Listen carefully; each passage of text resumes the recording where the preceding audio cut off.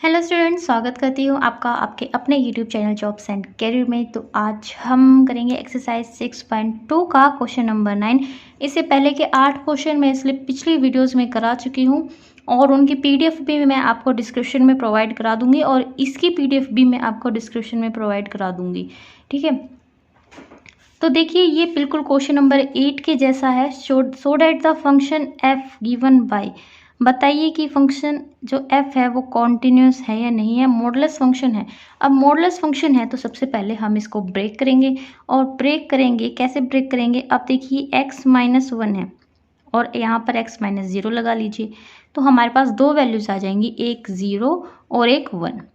तो अब हम इन दोनों वैल्यूज को लेके इस फंक्शन को कॉन्टिन्यूस प्रूव करेंगे। तो 0 और 1 के साथ साथ हमारे पास और भी वैल्यूज आएंगी, एक 0 से छोटी, 0 से बड़ी और 0 के बराबर, 1 से छोटी, 1 से बड़ी और 1 के बराबर। ठीक है, तो सबसे पहले हम छोटी के लिए चेक करते हैं। जब x 0 से छोटी होगी, जब x 0 से छोटा होगा तो इन दोनों के आगे माइनस का साइन आएगा, इसके आगे भी माइनस का साइन और इसके आगे भी माइनस का साइन। लेकिन जब x 1 से 0 से तो बड़ा होगा या 0 के बराबर होगा और 1 से छोटा होगा तो आप इसके आगे तो प्लस का साइन ले आना, क्योंकि ये 0 वाला है ना, x माइनस 0 वाला। लेकिन इसके आगे अभी भी माइनस का साइन रहेगा। और जब x 1 के बराबर या 1 से बड़ा आएगा तो उसके बाद इसके आगे भी प्लस का साइन आ जाएगा। ठीक है, इसके बाद आप इसको थोड़ा सा सॉल्व करेंगे तो आपके पास ये वैल्यूज आ जाएंगी, x minus x and plus का 1, तो 1 माइनस 2x। तो ये सिर्फ एक तरीका होता है बच्चों को समझाने का, बाकी ऐसा कुछ नहीं होता कि भाई हम इसलिए यहाँ पर माइनस लगाते हैं इसलिए यहाँ पर प्लस लगाते हैं, तो इसलिए बच्चों को समझ आ जाता है। इसके बाद देखिए, अब हमारे पास जब x 0 से छोटा होता है तो फंक्शन क्या है, जब x 0 से छोटा है तो फंक्शन एक पॉलिनोमियल फंक्शन है और इसलिए ये कॉन्टिन्यूस होगा। इसके बाद जब x 1 से बड़ा है तो फंक्शन हमारे पास 2x माइनस 1 है और ये एक पॉलिनोमियल है और इसलिए कॉन्टिन्यूस फंक्शन होगा। इसके बाद जब x 0 और 1 के बीच का है तो हमारे पास f ऑफ x 1 है और ये कॉन्स्टेंट फंक्शन है, इसलिए ये भी एक कॉन्टिन्यूस फंक्शन होगा। अब बात आती है 0 और 1 की, तो 0 और 1 पर चेक करेंगे LHL और RHL से। तो 0 और 1 पर हम जब चेक करेंगे तो हमारे पास ये वैल्यूज़ आ रही हैं 1, 1 एंड 1। तो 0 के ऊपर मैं LHL और RHL एक बार आपको बता देती हूँ क्या रहेगी। तो 0 से छोटा देखिए आप, ये 0 से छोटा है तो ये इसकी LHL हो जाएगी, ये 0 से बड़ा यहाँ पर है तो RHL और फंक्शन की वैल्यू हमारे पास ये हो जाएगी। यानी कि RHL और f ऑफ x आपको निकालने की ज़रूरत नहीं है, ये एक है, सिर्फ आपको LHL थोड़ा सा निकालना पड़ेगा, 1 माइनस 2x है। तो जब x 0 है तो मेरे पास यहाँ पर आपको पता है 1 माइनस 2x है f ऑफ x की वैल्यू, तो यहाँ पर आप x की जगह क्या रखेंगे, 0 माइनस h रखेंगे। तो 0 माइनस h मतलब माइनस h रखेंगे और ये 0 है, इसके बाद h को क्या रखेंगे, 0 रखेंगे, तो 2 इंटू 0 ये 0 हो जाएगा, तो बचेगा क्या, 1, तो ये 1 आ गया। ठीक है, इसी तरह से यहाँ पर RHL और f ऑफ 0 आपको गिवन था, f ऑफ 0, ये 0 कहाँ से आया, ये 0 यहाँ से आया। ठीक है, तो ये तीनों आपस में इक्वल हो गए तो फंक्शन कॉन्टिन्यूस हो गया at x is equal to 0 पर। लेकिन अभी भी आपके पास एक पॉइंट है जो बचा हुआ है और वो है 1, तो 1 पर और चेक करेंगे हम। तो चेक करने से पहले एक बार हम 1 के लिए LHL और RHL हम देख लेते हैं। तो ये 0 वाली मैं एक बार काट रही हूँ। तो देखिए x छोटा है जब 1 से, जब x छोटा है 1 से तो ये इसके लिए LHL की वैल्यू रहेगी क्या, 1, यानी कि LHL तो आपको निकालने की ज़रूरत नहीं है, वो है 1। और जब x बड़ा है और इक्वल टू है तो RHL और फंक्शन की वैल्यू हमारे पास 2x माइनस 1, तो ये हमें निकालनी पड़ेगी। ठीक है, तो हम 1 पर चेक करते हैं। तो देखिए at x is equal to 1, 1 पर LHL की वैल्यू देखिए, ये LHL की वैल्यू हो गई और ये RHL की वैल्यू हमने निकालनी पड़ी। तो यहाँ पर रखेंगे 1 प्लस h, तो 1 प्लस 0 यानी कि ये 1 बच गया। ये हम 1 पर चेक कर रहे हैं ना, इसलिए यहाँ पर 1 है हर जगह। तो f ऑफ 1 भी हमारे पास, मैंने कहा था कि LHL आपको निकालनी पड़ेगी और फंक्शन की वैल्यू मेरे पास क्या है, 1 है। f ऑफ 1 की वैल्यू क्या आ गई, 1 है, तो LHL is equal to RHL, ये तीनों 1 आ गए हैं, तो फंक्शन कॉन्टिन्यूस है at x is equal to 1 पर ऑल्सो। तो ये सब पर ही कॉन्टिन्यूस है, तो आप लास्ट में ये लिख सकते हैं कि function hence f of x is continuous for all x belongs to real number. तो ये पूरे क्वेश्चन के लिए हो गया, ठीक है। सारे पार्ट्स कर करके निकाले थे ना, तो लास्ट में एक लाइन लिखने से ये पूरा क्वेश्चन को पूरा मतलब सेटिस्फाई कर देता है कि हमने पूरे क्वेश्चन के लिए पूरा आंसर निकाल दिया है। इसके बाद देखिए क्वेश्चन नंबर 10th। तो क्वेश्चन नंबर 10 में देखिए prove that the function sine x is continuous. अब हम हर जगह यूज़ करते आए हैं कि साइन एक्स कॉन्टिन्यूस होता है, लेकिन प्रूव तो नहीं किया। तो अब ये कह रहा है कि प्रूव करो, ठीक है। तो प्रूव करते हैं साइन एक्स कॉन्टिन्यूस है या नहीं है। तो सबसे पहले हमारे पास फंक्शन गिवन है साइन एक्स, तो इसका जो डोमेन है वो रियल नंबर का डोमेन होता है, ठीक है। तो हम इसके डोमेन में से कोई भी एक पॉइंट ले लेते हैं और उस पर कॉन्टिन्यूटी चेक कर देंगे। तो आप इसके डोमेन में से कोई भी पॉइंट ले सकते हैं, A B C D, A से लेके Z तक आपकी इच्छा है, कोई भी पॉइंट ले लीजिए, ठीक है। तो यहाँ पर मैं ले रही हूँ एज वी नो डैट कि डोमेन ऑफ साइन एक्स क्या होता है, रियल नंबर होता है, ठीक है। देन लेट, मैंने यहाँ पर P ले लिया है, देन PB रियल नंबर, एक P है जो मैंने माना है उसको, और वो इसकी रियल नंबर है इसकी डोमेन में, इन इट्स डोमेन, इसके डोमेन में एक रियल नंबर है, कौन है, P, और हम उस पर कॉन्टिन्यूटी चेक करेंगे, ठीक है। तो कॉन्टिन्यूटी चेक करेंगे तो हम यहाँ पर डायरेक्ट लिमिट्स रखेंगे, और लिमिट्स रखेंगे, देखिए now limit x tends to p। यहाँ पर आप एक चीज़ और लिख दीजिए, एंड देयरफॉर जो x है वो मेरे पास आ गया है p belongs to real number. या तो आप ये लाइन लिख दीजिए, या आप ये वाला लिख दीजिए, या आप दोनों भी लिख दीजिए, ठीक है। तो यहाँ पर मैंने x को छोटा p लिया है, और फंक्शन मेरे पास बताइए क्या आएगा, साइन का है, limit x tends to p sine x। फिलहाल साइन x है, लेकिन x की जगह हमें क्या रखना है, क्योंकि यहाँ पर हम LHL और RHL नहीं निकाल रहे हैं, ठीक है। तो मैं यहाँ पर डायरेक्ट h टेंड्स टू 0 रखूँगी। यहाँ पर मैंने कोई पॉजिटिव नहीं लिया है, कोई नेगेटिव नहीं लिया है, ठीक है। अगर आप चाहते हैं पॉजिटिव और नेगेटिव लेके LHL और RHL निकालना तो निकाल सकते हैं, लेकिन और मैं तुम्हें करके भी दिखाऊंगी, इससे नेक्स्ट क्वेश्चन भी है एक, ठीक है। इससे अगला क्वेश्चन है, उसमें कोस एक्स प्रूव करना है, मोड में है, उसमें मैं आपको LHL और RHL दोनों निकाल के दिखाऊंगी, लेकिन कोई फ़र्क नहीं पड़ता क्योंकि दोनों ही सेम आते हैं एज इट इज़, ठीक है। तो अगर आपको LHL और RHL अलग से निकालना है तो आप निकाल सकते हैं, कोई फ़र्क नहीं पड़ेगा, वही रहेगा, वो 0 - h हो 0 + h, फ़र्क नहीं पड़ना, ठीक है। तो मैं यहाँ पर डायरेक्ट h टेंड्स टू 0 रख रही हूँ, और यहाँ पर पुट कर रही हूँ x को p + h, then sine p + h मैंने यहाँ पर पुट कर दिया। अब जब मैं h को 0 रखूँगी तो मेरे पास क्या आएगा, साइन p। अब देखिए आप यहाँ पर p - h पुट करते तो भी क्या आता, साइन p ही आता, राइट। अब p + h पुट किया है तो भी क्या है, साइन p। तो इस तरह के क्वेश्चंस में क्या होता है कि आप LHL और RHL अलग अलग निकालने की बजाय अगर आप डायरेक्ट इस तरह से भी कर देते हैं तो कोई फ़र्क नहीं पड़ता। और हाँ, आप एक काम और भी कर सकते हैं, ये देखिए यहाँ पर ये फॉर्मूला बन रहा है साइन a + b का। तो अगर आपके पास यही क्वेश्चन 5 या 6 नंबर में आ जाता है तो उस वक्त आप इस क्वेश्चन को थोड़ा सा बड़ा बनाने के लिए, आंसर पे कोई फ़र्क नहीं पड़ेगा, क्वेश्चन को थोड़ा सा बड़ा बनाने के लिए क्या करेंगे कि इस फॉर्मूले को थोड़ा सा खोल के दिखा देंगे। देखिए कुछ इस तरह से, लिमिट h टेंड्स टू 0, और साइड में लिख भी देंगे कि हमने फॉर्मूला ओपन किया है, क्योंकि फॉर्मूला ओपन करने के भी कुछ मार्क्स दे देते हैं। तो साइन a + b का फॉर्मूला जब हम ओपन करेंगे तो ये बन जाएगा साइन p कोस h + कोस p साइन h।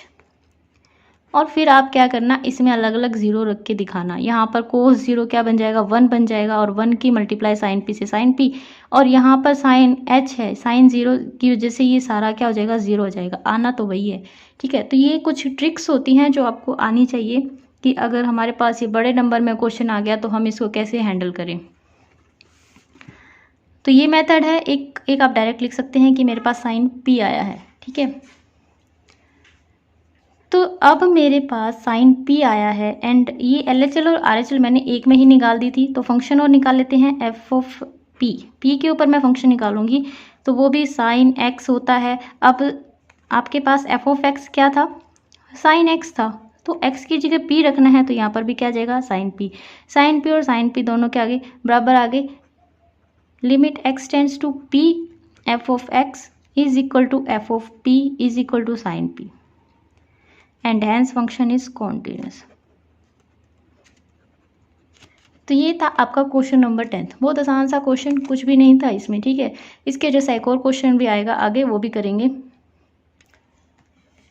तो ये है क्वेश्चन नंबर 11। अब क्वेश्चन नंबर 11 भी एक तरह से प्रॉपर्टी है जो हमने पहले सीखी थी। आपको याद होगी कि हमने कहा था कि अगर दो फंक्शन कॉन्टिन्यूस है तो उनका जोड़ कर दो, उनकी घटा कर दो, यानी कि उनकी ऐड कर दो, सब्ट्रैक्ट कर दो, डिवाइड कर दो या मल्टीप्लाई कर दो, फंक्शन कैसा रहता है, कॉन्टिन्यूस ही रहता है। तो वही किसी ने इसमें दे दिया कि आपको F of X sine x plus cos X दे दिया, और यहाँ पर sine x into cos X दे दिया, और कह दिया कि फंक्शन को कॉन्टिन्यूस प्रूव कीजिए।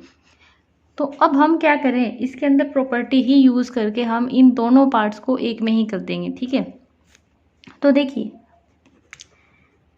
हमें पता है कि sine x, as we know that sin x and cos x are continuous functions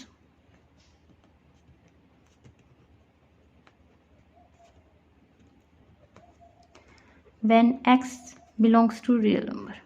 जब x रियल नंबर पे है तो sin x और cos x कैसे होते हैं, continuous functions होते हैं। and also when f of x and g of x, यहाँ पर मैं एफ ऑफ एक्स और जी एक्स क्यों लिखी हूँ, क्योंकि यहाँ पर मैं अपनी प्रॉपर्टी लिखने वाली हूँ कि अगर दो फंक्शन, तो यहाँ पर ये कोई भी दो फंक्शन है, एक है एफ ऑफ एक्स, कोई भी फंक्शन जिसको हम एफ ऑफ एक्स कहें, दूसरा फंक्शन मैंने एफ ऑफ एक्स नहीं लिख सकती थी तो मैंने इसको जी ऑफ एक्स लिख दिया, ये दूसरा फंक्शन हो गया, ठीक है। तो कोई भी दो फंक्शन, जब दो फंक्शन कैसे होते हैं, कॉन्टिन्यूस होते हैं, are continuous at same domain. Same domain यानी कि दोनों, जैसे इसकी डोमेन में रियल नंबर की डोमेन है तो इसकी भी रियल नंबर की है और इसकी भी रियल नंबर की है। तो अगर मेरे पास दो फंक्शन कॉन्टिन्यूस होते हैं, ये जो हमने पढ़ा है, ठीक है, तो दोनों की क्या होनी चाहिए, सेम डोमेन।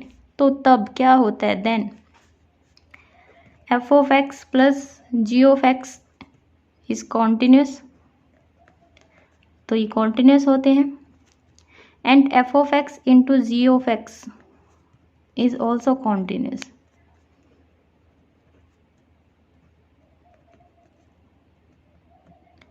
ठीक है, तो ये हम पढ़ के आए हैं। यहाँ पर मैंने ये दो ही लिखे हैं क्योंकि ये दो ही है मेरे पास पार्ट्स हैं।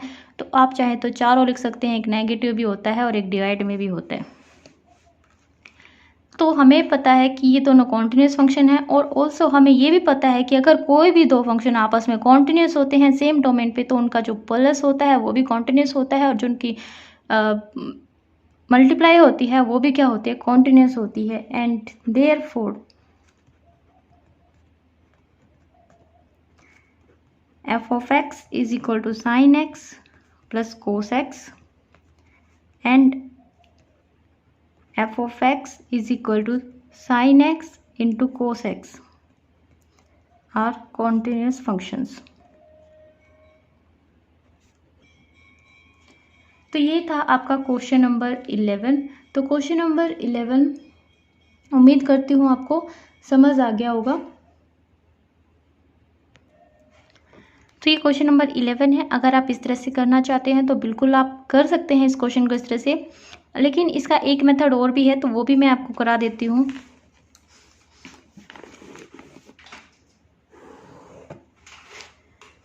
तो सबसे पहले हम इसके फर्स्ट पार्ट के लिए प्रूव करेंगे। तो देखिए, इसके फर्स्ट पार्ट में आपको F of x is equal to sine x plus cos x given है, राइट। तो अब हम क्या करेंगे कि हम इसके डोमेन में से कोई भी एक पॉइंट मान लेंगे, बिल्कुल क्वेश्चन नंबर 10 के जैसे, ठीक है। तो हमने कोई भी एक पॉइंट मान लेना है, तो मैं वो पॉइंट मान लेती हूँ, पी मान लेते हैं।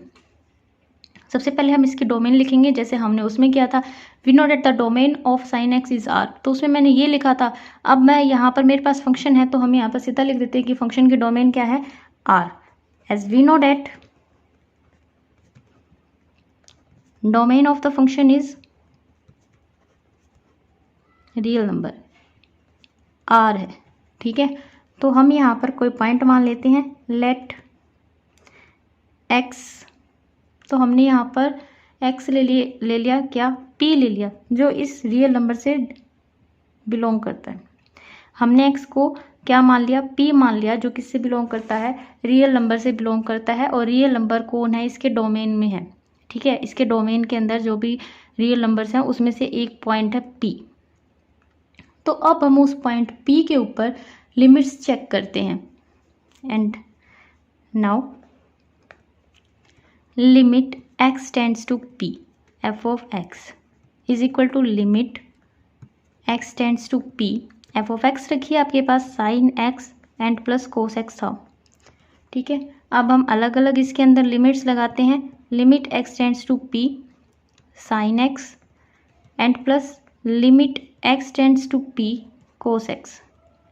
अब आपको पता है कि कोस x और साइन x कैसे फंक्शन है, कॉन्टिन्यूस फंक्शंस है ना। तो सबसे पहले आप x को p रखिए यहाँ पर, तो ये आ जाएगा मेरे पास साइन p और ये आ जाएगा cos p। And here sine and are continuous, so their sum will also be continuous, ठीक है। तो यहाँ पर ये दोनों फंक्शन कॉन्टिन्यूस थे, इसलिए इनका जो सम आया है ये भी कैसा होगा, कॉन्टिन्यूस होगा। तो देयरफॉर एफ ऑफ एक्स मेरे पास क्या आ गया, कॉन्टिन्यूस एट पी, क्योंकि पी कोई पॉइंट था इसके डोमेन में, तो एक पॉइंट पर इसके डोमेन में से ही हमने कोई पॉइंट लिया था, तो उस पर हमने इसको कॉन्टिन्यूस प्रूव कर दिया। And hence this function is continuous at all x belongs to real number. तो ये फंक्शन सभी के ऊपर कॉन्टिन्यूस आ गया। तो किया मैंने कुछ नहीं, वही बात लिखी है, सिर्फ उसको इस तरह से लिखा है और उसमें मैंने थ्योरेटिकल लिख दिया, ठीक है। देखिए दोनों में अंतर नहीं है, सिर्फ लिखाई का और दिखाई का अंतर है। तो आप कोई भी मेथड आप यूज़ कर सकते हैं, और यही आप sine x into cos x वाले में भी कर सकते हैं। यहाँ पर उसमें ऐसे छोटी सी डॉट है जो मल्टीप्लाई का साइन होता है, तो यहाँ पर इस प्लस की जगह भी वो डॉट आ जाएगी, फिर यहाँ पर भी वो डॉट आ जाएगी, और ये एज इट इज़ रहेगा, ठीक है। इसके बाद देखिए इसका लास्ट क्वेश्चन, क्वेश्चन नंबर 12।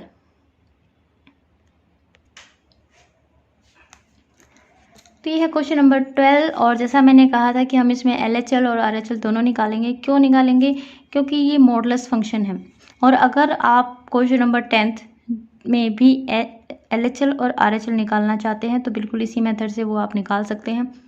तो देखिए यहाँ पर सबसे पहले हम इसके डोमेन लिखेंगे कि डोमेन क्या है, एज वी नो डेट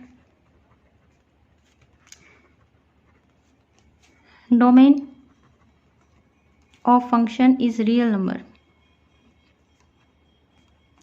हमें पता है कि इसकी डोमेन क्या है, रियल नंबर है, तो हम कोई पॉइंट ले लेते हैं, लेट एक्स। अब मैं पॉइंट ले लेती हूँ, ए से लेके जेड तक आप कोई भी पॉइंट ले सकते हैं, तो मैंने यहाँ पर ए पॉइंट ले लिया जो इस रियल नंबर से बिलोंग करता है।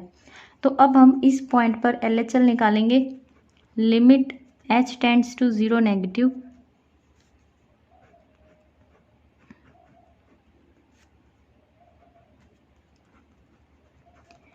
Then limit x tends to a negative. तो a नेगेटिव पर आपके पास f ऑफ x क्या रहेगा, cos x, ठीक है। अब हम यहाँ पर इसको h में पुट करेंगे, h टेंड्स टू 0, तो यहाँ पर जो x है वो क्या बन जाएगा, a माइनस h। अब देखिए जब आप h को 0 पुट करेंगे तो modulus modulus of cos of A आएगा। अब मॉडुलस है तो मोड की वजह से ये कोस ऑफ ए आप इसको डायरेक्ट लिख सकते हैं। इसी तरह से RHL जब हम निकालेंगे देन हम लिमिट पुट करेंगे A positive F of X, और इसके लिए भी मेरे पास limit x tends to A positive cos X, limit h tends to 0। अब हम h में इसको कन्वर्ट करेंगे और x को पुट करेंगे a प्लस एच।